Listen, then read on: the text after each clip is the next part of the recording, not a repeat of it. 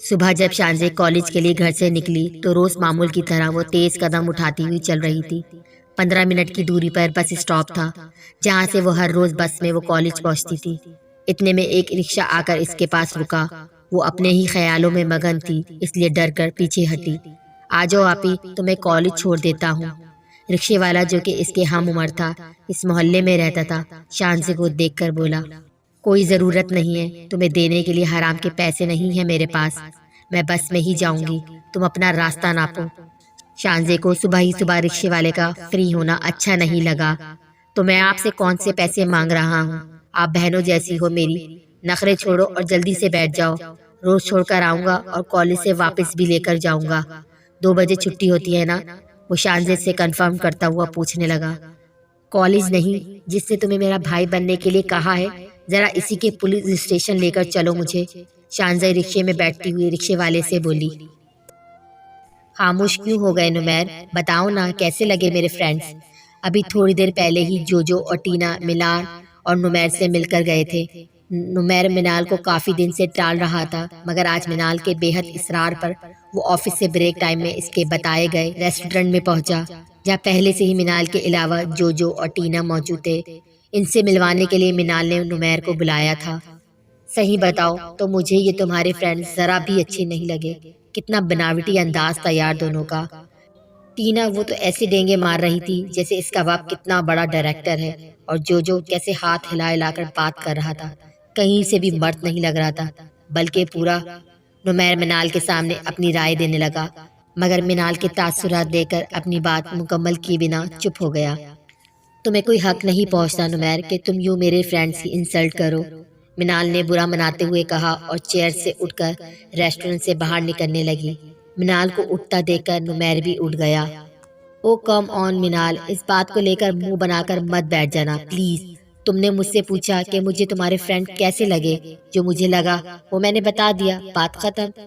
نمیر منال کے ساتھ چلتے ہوئے بولنے لگا، میں نے کبھی نوفل کے بارے میں تمہیں اس طرح کے ریمارکس دیے ہیں؟ منال نے چلنے کے ساتھ ہی گردن موڑ کر نمیر کو دیکھ کر پوچھا۔ تو نوفل نے کون سے تمہارے سامنے کبھی کوئی کارٹونز والی حرکتیں کی ہیں؟ وہ ایک ڈیسنٹ بندہ ہے، نمیر نے دو بدو جواب دیا، جس پر منال کچھ کہے بنا کار کی طرف آئی۔ نمیر نے آگے بڑھ کر اس کے لیے دروازہ کھولا۔ منال کار کے اندر بیٹھ گئی۔ منال پلیز یار کسی تیسرے کو لے کر اپنا اور میرا موڈ خراب مت کیا کرو۔ اب بتاؤ چل رہی ہو نا اس وقت ماما کو دیکھنے؟ نمیر نے کار اسٹارٹ کرتے ہوئے منال سے پوچھا، جس کا ابھی منہ بنا ہوا تھا۔ کل رات سے ہی سروت کی طبیعت ٹھیک نہیں تھی، وہ صبح سے اپنے روم سے نہیں نکلی، جس کی وجہ سے نہال آفس جانے کے بجائے سروت کو ڈاکٹر کے پاس لے گیا۔ ڈاکٹر نے سروت کو مینٹلی سٹریس کی وجہ سے میڈیسن دے کر ریسٹ کرنے کا کہا۔ نمیر آفس چلا گیا تھا، مگر 2 بار اس نے نہال کو کال کر کے سروت کی طبیعت کا پوچھا۔ آف کورس سروت آنٹی کو دیکھنا بھی میرا ضروری ہے، لے چلو، مگر زیادہ دیر نہیں رک پاؤں گی، بہت ضروری اسائنمنٹ ملا ہے۔ منال نے نمیر کو دیکھتے ہوئے کہا، آئی نو یار تمہارا شیڈول کافی بیزی ہے، خیر تمہارا اتنا بھی احسان کافی ہے کہ تم نے ماما کے لیے تھوڑا بہت ٹائم نکالا۔ نہ چاہتے ہوئے بھی نمیر نے طنزیہ لہجہ اختیار کرتے ہوئے کہا، نمیر اب تھوڑی دیر پہلے تم نے کہا تھا کہ کسی تیسرے کو لے کر میں تمہارا اور اپنا موڈ خراب نہیں کروں، اور اب تم اپنی بات سے مکر رہے ہو، 3rd پرسن کی وجہ سے میرا موڈ خراب کر رہے ہو۔ منال نے اس کو جواب دیا، لسن منال، میری ماں کوئی 3rd پرسن نہیں ہے، فرینڈز اور فیملی ممبرز میں فرق ہوتا ہے، ٹھیک ہے؟ میں اپنی غلطی ایکسیپٹ کرتا ہوں، تم اپنی اسائنمنٹ کی وجہ سے نہیں رک سکتی، مجھے بھی ایسا نہیں کہنا چاہیے تھا، مگر میرے لیے میری فیملی، میری ماں بھائی بہت ویلیو لگتے ہیں، تو پلیز آگے سے بات کرتے ہوئے دھیان رکھنا۔ نمیر ڈرائیونگ کے دوران بغیر اسے دیکھے بولے جا رہا تھا۔ وہ کچھ دنوں سے نوٹ کر رہا تھا، منال سروت اور نہال کے ذکر سے بیزاری محسوس کرتی تھی۔ یہ بات نمیر کو بالکل پسند نہیں تھی۔ ابھی بھی اس کی بات سن کر منال خاموش ہو گئی۔ ارے میڈم جی آپ؟ صدیق شانزے کو دیکھ کر فوراً پہچان گیا، جب ہی مسکراتا ہوا بولا، کہاں ہے وہ ایس پی؟ ملنا ہے مجھے اس سے۔ شانزے نے پورے پولیس اسٹیشن میں نظر دوڑاتے ہوئے صدیق سے پوچھا، سر تو ابھی تک ڈیوٹی پر نہیں آئے ہیں، آپ کو ان کے کمرے میں لے چلتا ہوں، آپ وہیں بیٹھ کر سر کا انتظار کر لیں۔ صدیق شانزے کو دیکھتے ہوئے کہنے لگا، صدیق کون ہے یہ لڑکی اور کس سے ملنا ہے اسے؟ شانزے کو دیکھ کر دوسرا انسپیکٹر بولا، یہ اپنے سر نوفل کی ہیروئن ہے، میرا مطلب ہے دوست ہے، انہی سے ملنے آئی ہے۔ صدیق کی جیسی ہی زبان پھسلی، مگر شانزے کی گھوری پر وہ اپنا جملہ درست کرتا ہوا انسپیکٹر کو بتانے لگا، میں یہیں پر بیٹھ کر ویٹ کر لیتی ہوں، اندر نہیں بیٹھنا مجھے۔ شانزے کو اب اپنی یہاں آنے پر الجھن ہونے لگی، کیونکہ وہاں ہر طرف مرد ہی مرد تھے۔ سسٹر صدیق صحیح کہہ رہا ہے، یہاں پر ہر طرح کے لوگ آ رہے ہیں جا رہے ہیں، آپ سر نوفل کے روم میں ان کا ویٹ کر لیں۔ انسپیکٹر نے سفید یونیفارم میں شانزے کو دیکھ کر بولا، وہ اسے کوئی کالج گرل لگی۔ شانزے کو بھی وہ کوئی معقول انسان لگا، اس لیے شانزے نے اقرار میں سر ہلایا۔ صدیق چھوٹے سے بول کر سسٹر کے لیے چائے منگواؤ۔ صدیق جو ہاتھ کے اشارے سے شانزے کو آگے روم کی طرف جانے کے لیے کہنے، انسپیکٹر کی بات سن کر دوبارہ پلٹا، میڈم جی کو چائے کی نہیں ٹھنڈے کی ضرورت ہے، ابھی کولڈ ڈرنک منگواتا ہوں۔ کیوں میڈم جی؟ صدیق نے شانزے کو دیکھ کر دانت نکالتے ہوئے کہا، اپنے دانت اندر رکھو، مجھے پیلا رنگ پسند نہیں۔ شانزے کی سنجیدگی سے کہنے پر صدیق نے اپنے دانت اندر کر لیے اور نوفل کے کمرے کی طرف چل دی۔ شانزے روم میں پہنچی تو وہاں پر پہلے سے ایک آدمی موجود تھا، شاید وہ بھی نوفل کا ہی انتظار کر رہا تھا۔ بیٹی آپ یہاں تھانے میں کس وجہ سے آئی ہیں، وہ بھی اکیلی؟ اس آدمی نے شفقت بھرے انداز سے شانزے کو مخاطب کیا، مجھے اس تھانے کے ایس پی سے کام تھا، اس لیے آئی ہوں، مگر افسوس ہوتا ہے مجھے اس محکمے پر ایسے عہدے پر کسی ذمہ دار شخص کو بیٹھنا چاہیے۔ شانزے نے اس آدمی کی شفقت بھرے انداز دیکھ کر مزید اپنی رائے دی۔ آپ نوفل صاحب کی بات کر رہی ہو، وہ تو بہت ایماندار ہے، اچھے اور قابل انسان ہے۔ اس آدمی نے بہت اپنائیت سے نوفل کے بارے میں شانزے کو بتایا، جس پر شانزے اس آدمی کو دیکھنے لگی۔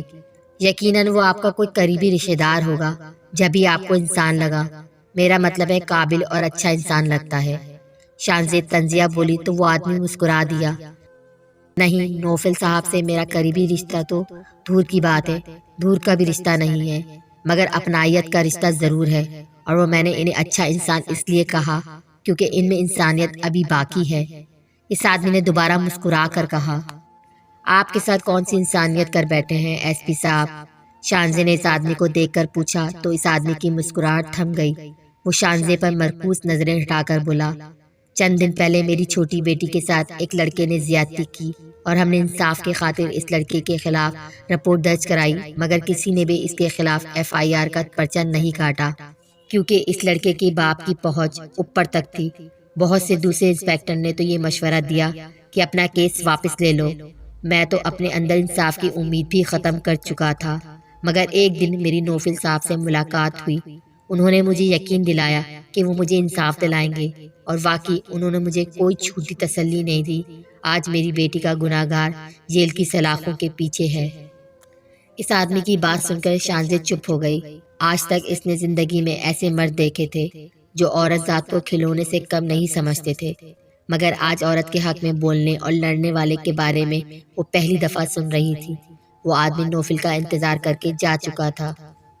کہاں رہ گئے تمہارے سر؟ ایک نمبر کے نکمبے کام چور اور نکھٹو ٹائپ افسر ہے، جنہیں اپنی ذمہ داری عہدے کا احساس ہی نہیں۔ 1.5 گھنٹے کا انتظار کر کے وہ نوفل کی تھوڑی دیر پہلے والی اچھائی کے بارے میں بھول گئی اور صدیق کو دیکھتے ہوئے بولی، میڈم جی ہمارے سر بڑے ہی دل والے، میرا مطلب ہے دلیر، ایماندار اور ذمہ دار آفیسر ہیں، اور سب سے بڑی بات اب تک کنوارے ہیں، میرا مطلب ہے اکیلے رہتے ہیں۔ کوئی نہ کوئی مسئلہ ہو گیا ہوگا، ورنہ وہ اس ٹائم اپنی ڈیوٹی پر ہوتے ہیں۔ آپ یہ ناشتہ کریں، ورنہ سر ناراض ہوں گے کہ آپ کو چائے پانی کا پوچھا ہی نہیں۔ صدیق نے سامنے والے ہوٹل سے شانزے کے لیے کولڈ ڈرنک کے ساتھ ناشتہ بھی منگوایا تھا۔ یہ ناشتہ تم خود ٹھونس لینا، اور جس کے ہوٹل سے تم یہ ناشتہ مفت میں لے کر آئے ہو اسے یہ پیسے بھی پکڑا دینا، اور میں نے جو تعریفی کلمات تمہارے سر کے لیے تم سے کہے ہیں وہ انہیں ضرور بولنا۔ شانزے صدیق کو پیسے تھما کر غصے میں وہاں سے چلی گئی۔ نمیر اور منال گھر پہنچے تو سروت کے کمرے میں انایا کو دیکھ کر ان دونوں کو حیرت ہوئی۔ جہاں نمیر نے خوش ہو کر انایا کی خیریت معلوم کی، وہیں انایا کی موجودگی پر منال کا منہ بن گیا۔ وہ سروت سے اس کی طبیعت پوچھنے کے بعد انایا کی طرف مڑی تو تم یہاں پہلے سے پہنچی ہو؟ منال انایا کی طرف دیکھتے ہوئے بولی، آپ ہی آنٹی کی طبیعت کا معلوم ہوا تبھی مامی کو اجازت سے ڈرائیور کے ساتھ یہاں آئی ہوں۔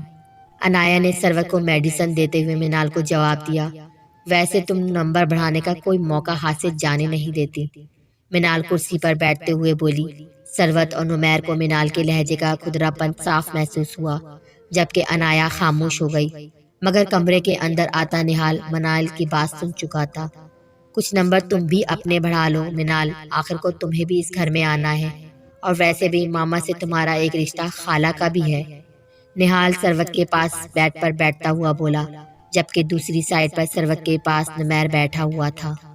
اوہو، بڑی سائٹ لی جا رہی ہے اپنی ہونے والی بیگم کی، نہال نے سب کے سامنے اسے مذاقن بولا، مگر منال نے مذاق میں چھپا طنز صاف محسوس کیا۔ وہ منگیتر ہے نہال کی، اور نہال کو اب اسی کی سائٹ لینی ہے اور خیال بھی رکھنا ہے، نمیر منال کو جتاتا ہوا بولا۔ نمیر کو شروع سے ہی منال کی عادت بہت بری لگتی تھی، وہ عشرت کی طرح عنایا کو کسی خاطر میں نہیں لاتی تھی، اور نمیر منال کو کئی دفعہ اس بات کے لیے ٹوک بھی چکا تھا۔ تو تم بھی تھوڑا سا سبق اپنے بھائی سے سیکھ لو نا۔ منال کی توپوں کا رخ اب ثروت کے برابر میں بیٹھے نمیر کی طرف ہو گیا۔ یار اب تمہاری کیا سائڈ لوں، تم تو اکیلے ہی سب پر بھاری پڑتی ہو، نمیر مسکراتا ہوا منال سے کہنے لگا، جس پر سبھی مسکرا دیے۔ نمیر نہیں کرو اسے تنگ، ہٹو یہاں سے، منال یہاں آؤ میرے پاس بیٹھو۔ منال کا منہ بنا دیکھ کر ثروت بولی تو نمیر اٹھتا ہوا صوفے پر بیٹھا۔ منال پھولے ہوئے منہ کے ساتھ ثروت کے پاس بیڈ پر بیٹھ گئی۔ یار ویسے نہال یہ کافی انڈرسٹینڈنگ بات نہیں، ہمارے گھر میں جٹھانی دیورانی سے کم عمر ہوگی، نمیر نے منال کے پھولے ہوئے منہ کو دیکھ کر شرارتاً کہا۔ عمر میں بھی اور ویٹ میں بھی، نہال نے مسکرا کر ٹکڑا لگایا، کیونکہ آج کل منال زور و شور سے اپنا ویٹ کم کرنے میں لگی ہوئی تھی۔ نہال کے بات سن کر جہاں عنایا چپکی وہیں منال تب گئی۔ دیکھ رہی ہیں آپ ثروت آنٹی ان دونوں کو، منال اب رونے والی ہو گئی۔ خاموش ہو جاؤ تم دونوں، بہت زیادہ بدتمیزی کر رہے ہو، اور عنایا بیٹا تم بھی تو باتیں کرو، کچھ بولو، کب سے خاموش بیٹھی ہوئی ہو۔ ثروت نے ان دونوں کو ڈانٹ کر خاموش بیٹھی عنایا سے کہا۔ سب کی نظروں کا زاویہ عنایا کی طرف ہوا، جس پر وہ سٹپٹا گئی۔ جی آنٹی میں سب کی باتیں سن رہی ہوں، اچھا لگ رہا ہے مجھے۔ عنایا سب کو اپنی طرف متوجہ پا کر فوراً بولی، اوہ تو یہ دونوں میرا مذاق اڑا رہے ہیں اور تمہیں یہ سب سن کر اچھا لگ رہا ہے؟ منال نے گھور کر کھا جانے والی نظروں سے عنایا کو دیکھا۔ نہیں آپی، میرا وہ مطلب ہرگز نہیں تھا، عنایا ایک دم سے منال سے بولی۔ منال مذاق اڑانے اور کرنے میں فرق ہوتا ہے، اور یہاں پر کوئی تمہارا مذاق نہیں اڑا رہا، نمیر نے منال کو دیکھ کر سنجیدگی سے کہا۔